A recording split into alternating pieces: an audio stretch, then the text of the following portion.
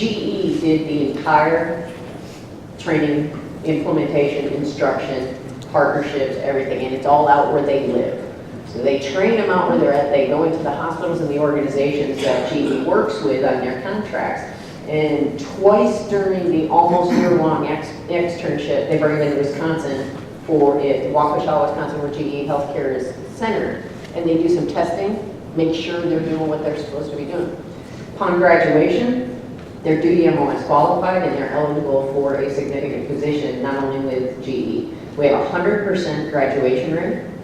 We have about an 80% higher rate with GE, and the only reason the other 20% didn't go with GE because other organizations made them look better off. Ukraine, who would have thought? Okay, Libya a couple of years ago. ISIS running almost to Baghdad before they're stopped. You know, those are kind of surprises because we can't put collection everywhere. We're collecting on the big five, right? Improve capability and operate in AD environments. Some of those environments you can't fly a balloon over Russia. You get shot down, North Korea, China. You know, so how do you collect? How do you collect on Those are more aggressive than you really realize. It's your leadership and the progressiveness of your command, not only today but historically with the leaders you've had prior to your current command team, that positioned the MIRC. And again, the engineers did something similar, and so did Logically. But it became really the forerunner of RAF and AREX and AREX. RAF and AREX and AREX are my #1 priority as the component chief and as the chief. You are engaged and directly relevant to what we do in all of our Army Service component commands and our combatant commands. Now, a lot of people think the MIRC owns all the military intelligence forces in the Army Reserve. You don't. Almost. I'm tracking about 73 to 75%. My numbers might be off. But if you're MI and then you're in the Army Reserve, you're probably aligned with the MIRC.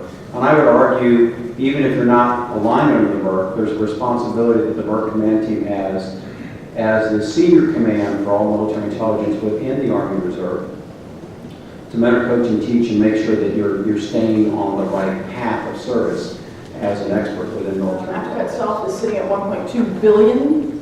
It is forecast to go to over $2 billion in the next 30 years. That's a huge population. The infrastructure is not ready to support that.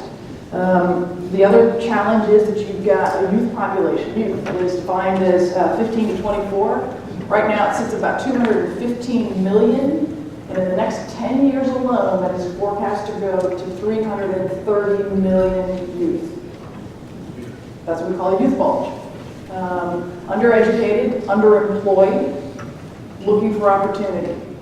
The MI units were geared towards putting priority, as you would think you would, priority on operations and doing that operational support, but they all resided, all these units resided in 10 different regional readiness commands, commanders of which their primary focus in life was having ready units.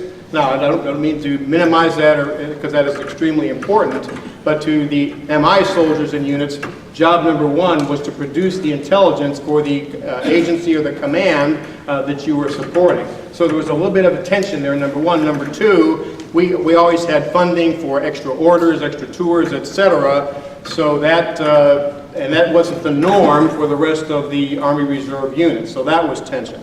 So General Helmley had the vision and the foresight to create functional commands. The MIRC was actually the second.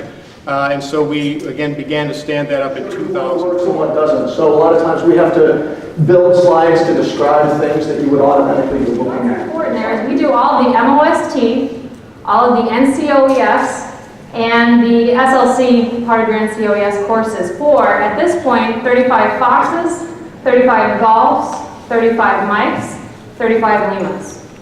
Okay? So any of those MOSs in your ranks, they come to our schoolhouses. They know who 1st Brigade MI is. They know our instructors. They know those NCOs that are there teaching them. They know them because they are the ones that are their mentors, their leaders, their trainers. And we get very positive feedback, but we're always working to improve our instructional skills. Many of you have wisely, within the year opportunity that you have toward your retirement, you've gone to the VA to start the process to establish service connected disability for your injuries and illnesses that you've incurred along your storied Army careers. If you've not started and you're within a year of retirement, I would strongly suggest you do so. The